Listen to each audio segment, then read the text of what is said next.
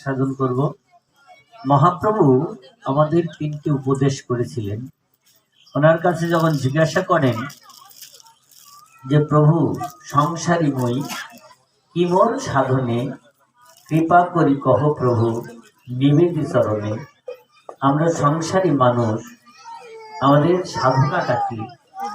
কৃপা করে সেই তত্ত্ব তুমি অবগত করো, বলো আমাকে। মহাপ্রভু তিনটি বিষয় উপদেশ দিয়েছিলেন। প্রথম বলছেন কৃষ্ণ সেবা, বৈষ্ণব সেবন, নিরন্তর করো কৃষ্ণ নাম সংকীর্তন। আমরা এই তিনটের মধ্যে একটি আস্বাদন করব, বৈষ্ণব সেবা। শাস্ত্র আদিতে বলছেন বৈষ্ণব সেবা আর গোবিন্দ সেবার মধ্যে কোনো তফাৎ নাই। যিনি গোবিন্দ সেবা করেছেন, যিনি বৈষ্ণব সেবা করেছেন, তিনি প্রকরণতে সাক্ষাৎ গোবিন্দ সেবা করেছেন। গোবিন্দ বৈষ্ণব চরণে, বৈষ্ণব হৃদয়ে সর্বক্ষণ বিশ্রাম করে। বৈষ্ণবের মধ্যেই গোবিন্দ, আর গোবিন্দের চরণেই বৈষ্ণব সবসময় স্মরণ নিয়ে আসে। এই কারণে তাকে ছেড়ে গোবিন্দ স্থানান্তরিত হন না, সর্বক্ষণ বৈষ্ণব হৃদয়ে বৈষ্ণবকে ঘিরে তিনি থাকেন। তো সে কারণেই আমরা বৈষ্ণব সেবার উপরে একটু আস্বাদন। বৈষ্ণব সেবা করলে সাক্ষাৎ যে গোবিন্দ সেবা হয়, সেটি শাস্ত্র আদি বর্ণনা করেছেন। আমরা দেখতে পাই এই বৈষ্ণব নিষ্ঠার উপরে, বৈষ্ণব সেবা নিষ্ঠার উপরে আমাদের রামানন্দ স্বামীপাদ তিনি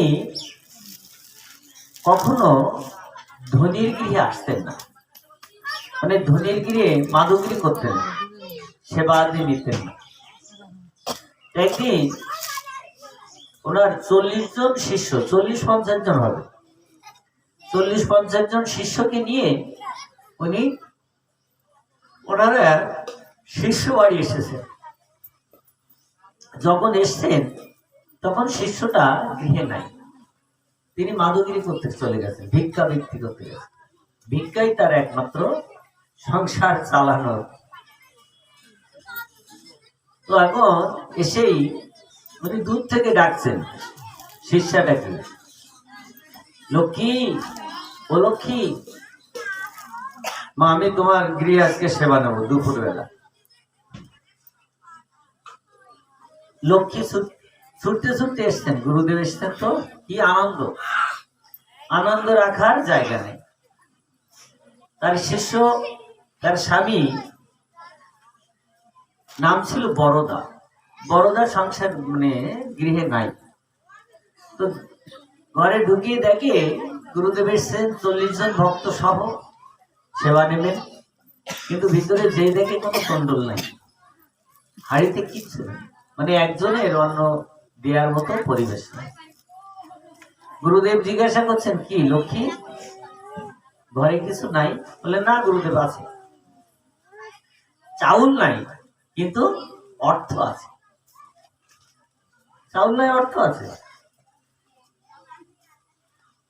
তো গুরুদেবকে বলছেন, গুরুদেব আপনি একটু অপেক্ষা করুন, আমি চাউল টাউল নিয়ে আসছি, অর্থ যখন আছে কিনে নিয়ে আসছে। এখন ওই গ্রামে এক ধনী গৃহ ছিল, খুব ধনী। ওই ধনী লোকটি স্বভাব খুব বেশি ভালো ছিল না। ওই লক্ষ্মীর প্রতি তার একটি কুদৃষ্টি ছিল। লক্ষ্মী ভাবলো গুরুদেব এসছেন, খালি মুখে আমার গৃহের থেকে চলে যাবে, সেটি কি হয়? তিনি খুব চিন্তা করছেন কি করি। তো লক্ষ্মী আসবে, লক্ষ্মী ওই ধনীর গৃহে গিয়ে বলছেন, দাদা বহুদিন তো আপনি আমার এই দেহটা ভোগ করবেন বলে আমাকে প্রস্তাব করেছে, আমি স্বীকার করি নাই, কিন্তু আজকে এসছি, আমার দেহটা আজকে তোমাকে দেব, কিন্তু শর্ত আছে। আমার গুরুদেব 40 জন ভক্তকে নিয়ে আমার গৃহে এসছে, এই 40 জনের খাবার তোমার দিতে হবে, চাউল ডাউল যা লাগে। আচ্ছা, এই যে বহুমূল্য সম্পত্তি দিয়ে লক্ষ্মীকে ভোগ করার চেষ্টা করেছিল, পায় নাই, আজকে সামান্য দুটো চাউল ডাউল দিয়ে যদি পায়, অস্বীকার কি করে বলেন? সঙ্গে সঙ্গে রাজি হয়ে গেছে। লক্ষ্মী মনে করলো যে এই শরীরটা একদিন কুকুর বিড়ালে ভক্ষণ করবে, একদিন তো নষ্ট হয়েই যাবে, তার বিনিময়ে যদি একটু গুরু সেবা হয়ে যায়, বৈষ্ণব সেবা হয়ে যায়, তো যা। তো চাউল ডাউল নিয়ে বেরিয়ে এসছেন, রান্না বান্না হলো, প্রসাদারি মহা আনন্দে গুরুদেব প্রসাদ পেলেন। ইতিমধ্যে ওনার স্বামী দেবতাও ফিরেছে, স্বামীকে প্রণাম করছেন আর বলছে, দেখো এই দেহটি যেদিন তোমাকে আমি দান করেছিলাম, সেই দিন থেকে এই দেহের মালিক তুমি, কিন্তু তথাপি আমি তোমার সহধর্মিনী, তো তোমার ধর্মে রক্ষা করার দায়িত্ব আমার আছে। দেখো তোমার আজকে ধর্ম নষ্ট হচ্ছিল, গুরুদেব ছিলেন অভুক্ত, ফিরে গেলে এই গৃহস্থ ধর্ম আজকে নষ্ট হয়ে যেত। তাই তোমার কাছে না শুনেই আজকে আমি এই দেহটি এই বণিককে দেব বলেছি। দেখো তুমি আমার উপরে রাগ করো না গো। স্বামী শুনে আনন্দে বিভোর হয়ে গেলেন, লক্ষ্মী এই পচা দেহ বিনিময়ে একদিন তো শ্রীকাল করে খাবেই, বিনষ্ট হবেই, আর সেই দেহের বিনিময়ে গুরু সেবা হলো, বৈষ্ণব সেবা হলো, আর তুমি বলছো আমি রাগ করবো? তুমি সংসারে ধন্য জানো।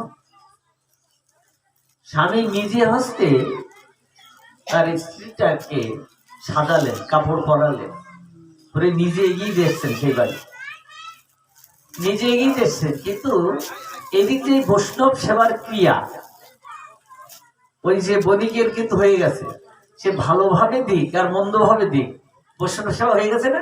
অর্থ টাকার ওই বণিকের অর্থ তো দেখবেন, যদি কেউকে জোর করে জলে ফেলেই দেওয়া হয়, কেউ যদি ইচ্ছে করে স্নান করে, দুইজন গঙ্গায় পবিত্র হয় না, কারোর ঠেলি গঙ্গায় ফেলালো, সে পবিত্র হবে না?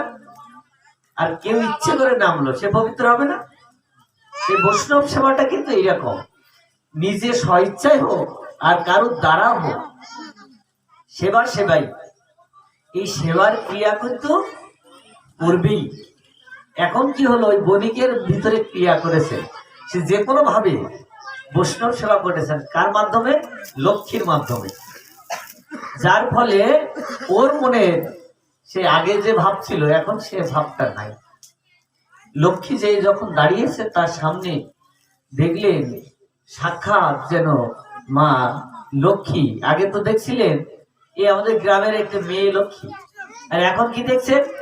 সাক্ষাৎ যেন স্বর্গ থেকে লক্ষ্মী নেমে এসছেন, দেবী লক্ষ্মীর মতো দর্শন করছেন। এই ভাব দর্শন করে সমস্ত জ্যোতিময় একটি দেবী মূর্তি দর্শন করে ওই বণিক লক্ষ্মীর চরণে পড়ে গেল, মা আমার মতো নিকৃষ্ট অধম এই সংসারে আর কেউ নাই, তুমি ধন্যবাদ। তোমার মতো একটি মাকে আমি কত ঘৃণ্য চোখে দেখেছি, আমার মতো নিকৃষ্ট এই সংসারে আর কেউ নাই। তুমি ফিরে যাও, আমার প্রতি তুমি আশীর্বাদ করে যাও মা, যেন আমি তোমার মতো করে এই সংসারে বৈষ্ণব সেবা করতে পারি। বিনিময়ে বৈষ্ণব সেবা করলে ক্রিয়া তার হয়ে গেল, গুরু কৃপা বৈষ্ণব কৃপা হয়ে গেল। লক্ষ্মী তার সংসারে কিছু নাই, কিন্তু বৈষ্ণব সেবায় তার করুণার শেষ নাই। এক মা সংসারে বৈষ্ণব সেবা দেয়, বাল্য বিধবা, অনেক কষ্ট করে তার সন্তানটিকে মানুষ করেছে। তো খুব বেশি লেখাপড়া শিখেছে কি তা নয়, কিন্তু একটা চাকরি পেয়েছে। চাকরি পেয়েছে ওই ওই জসকোটে ওই বিচারপতির ওই কাগজপত্রগুলো এগিয়ে দেয়, পেশকার বলে দেয়, পেশকারের চাকরি পেয়েছে। মা একদিন ডেকে বলছেন, হরিদাস, আমাদের যখন কিচ্ছু ছিল না বাবা, তখন আমরা বৈষ্ণব সেবা করতাম। এখন তুই চাকরি করিস, আমাদের অনেক টাকা পয়সা হয়েছে, এখন বৈষ্ণব সেবা দিবি না? তো মাকে বললেন, বাবা মা, তুমি বৈষ্ণব সেবার আয়োজন করো, বৈষ্ণব সেবার আয়োজন করো, আমি 3 দিনের ছুটি নিয়ে আসবানে। এখন যখন বিচারপতিকে বললেন, ওই বিচারপতি হরিদাসকে বলছে, দেখো তুমি যে তিলক তিলক পরে আসো, এটাও আমার আচরণ ভালো লাগে না, কিন্তু তোমার স্বভাবটা ভালো বলে আমি এইটুকু দোষ মেনে নিয়েছি। তুমি বৈষ্ণব সেবা করবে মানে করছো, এই আনাড়ি সময় দেওয়ার মতো ছুটি আমি দেব না। হচ্ছে তুমি সংসারে 300 লোকের খেতে দেবে, তোমরা 2 জন লোক, 1 বছর চলে যাবে তোমাদের। 300 লোকের খেতে দেওয়া অনেকে, একজনের 1 বছর খোরাকি না, এই কাজ আছে তোমার। খুব বকাবকি করেছে, না ছুটি একদম হবে না। হরিদাস মনে মনে ভাবছেন, আরে এই কথা মাকে বলবো কি করে? মা হয়তো ভাববে যে ওর পয়সা খরচ করবে না বলে মনে হয় এই কথা বলছে। ওর মাকে কিচ্ছু বলে নাই, মনে মনে চিন্তা হচ্ছে আমার চাকরি থাকুক আর না থাকুক, যা হয় হোক, আমি 3 দিন অফিসে যাবোই না। হরিদাস অফিসে কিন্তু যায় নাই।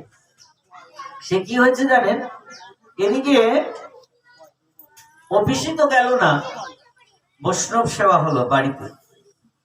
3 দিন, একদিন মানে বাজার ঘাট করতে সময় কেটে গেল, পরের দিন বৈষ্ণব সেবা হলো, সেদিন যায় নাই, পরের দিন গেছে অফিসে। ভাবলো চাকরি তো নাই, ওই যাই হোক স্যারের সঙ্গে দেখা করেই আমি রেজাইন দিয়েই চলে আসবো।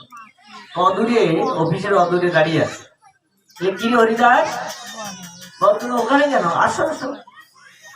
স্যার, আপনার কথা তো আমি মানি নাই, 3 দিন তো আমি আসি নাই অফিসে, এই জন্য আমি আপনার সঙ্গে দেখা করে রেজাইন দিয়ে চলে যাবো মনে করছি। বলে, হরিদাস, তুমি 3 দিন আসো নাই মানে? এ কথা কেন বলছো? তুমি তো কখনো মিথ্যে বলো না। বলে, না স্যার, আমি তো আসি নাই 3 দিন। বলে, 3 দিন আসো নাই? আমার এই কাজ করলো কি এই 3 দিন? তুমি তো করেছো। মানে ওদিক বৈষ্ণব সেবা হচ্ছে, আর এদিকে কি হচ্ছে জানে, ওই অফিসে হরিদাসের রূপ ধরে স্বয়ং গোবিন্দ ওই পেশকারের কাজ করেছে। বারবার যখন হরিদাস বলছেন আমি আসি নাই, তখন উনি বিশ্বাস না করে একজনকে পাঠিয়ে দিয়েছে, যাও তো হরিদাস ঠিক বলছে কিনা তুমি দেখে এসো। এসে দেখে সত্যি সত্যি হরিদাস 3 দিন অফিসে যায় নাই। হরিদাসকে বললেন ওই বিচারপতি, হরিদাস, আমার তো টাকা পয়সার অভাব নাই কখনো, কিন্তু বিশ্বাসের অভাব আছে। তো তুমি আর তোমার অফিসে আসতে হবে না, তুমি মাসোয়ারা বাড়ি বসেই মাইনে পেয়ে যাবে। মন খুলে বৈষ্ণব সেবা করো গিয়ে। আজকের থেকে তোমার মধ্য দিয়ে কত বড় ভক্ত তুমি, যে তোমার চাকরি আর আমি কত নরধম, সেই গোবিন্দকে দিয়ে আমি খাতা বয়স, কিন্তু আমি কত নরধম, তিনি এলেন কিন্তু আমি চিনতে পারি নাই। বৈষ্ণব সেবার এমন ভাবে আমাদের শাস্ত্রাদিতে বর্ণনা করেছে। আমরা সংসারে দেখতে পাই আর না পাই, ক্রিয়া করবেই, জেনে দুধ খাই আর না খাই তার ক্রিয়া করবেই, ইহাতে সন্দেহ নাই।